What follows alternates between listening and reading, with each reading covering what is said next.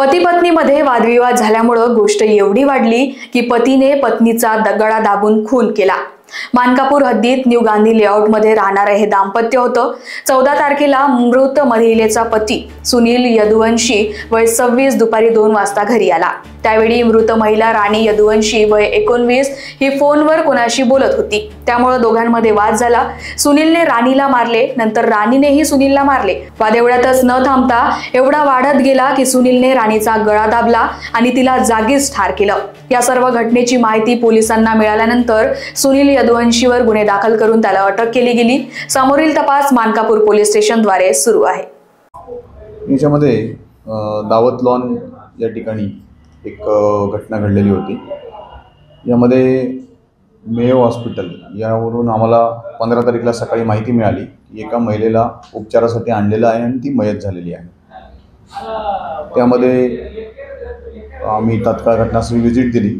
सुरुवातीला संशयास्पद असं काही वाटत नव्हतं, परंतु वैद्यकीय अधिकारी यांच्याशी आम्ही जेव्हा चर्चा केली तेव्हा त्यांनी सांगितलं की या महिलेचा गळा दाबला असण्याची शक्यता आहे आणि काही वेळानंतर त्यांनी पोस्टमॉर्टम करून आम्हाला कन्फर्म सांगितलं की या महिलेचा गळा दाबून तिची हत्या करण्यात आलेली आहे।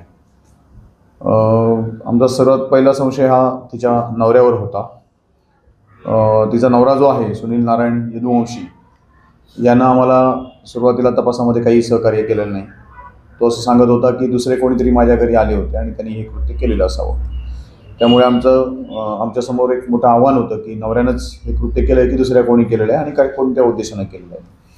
त्याच्यामध्ये तपासामध्ये सगळ्या गोष्टी आम्ही व्हेरीफाय केल्या आणि व्हेरीफाय केल्यानंतर असं लक्षात आलं की ही जी महिला होती मयत महिला ही कुणासोबत तरी फोनवर चॅटिंग करायची किंवा बोलायची हे नवऱ्याला माहिती पडलं होतं। तिचा नवरा सुनील नारायण यदुवंशी वय 26 वर्ष याच्यासोबत तिचे एक 8 दिवसापूर्वी वाद झालेले होते आणि 14 तारीखला रात्री 2 वाजता तो जेव्हा घरी आला तर घरी आल्यानंतर ती महिला कोणाशी तरी फोनवर बोलताना दिसली। त्यावरून त्यांच्यामध्ये वाद झाला आणि त्या वादातून त्याने तिची गळा दाबून हत्या केलेली आहे। आरोपीनं गुन्ह्याची याच्यामध्ये कबुली दिली आणि त्याच्यानंतर आरोपीविरुद्ध खुनाचा गुन्हा दाखल करण्यात आलेला आहे। त्याला अटक करण्यात आलेली आहे। त्याला 19 तारीखपर्यंत माननीय न्यायालयाने पोलीस कस्टडी दिलेली आहे। लोकवाहिनी मीडियासाठी विशाल बामडवारची रिपोर्ट, नागपूर।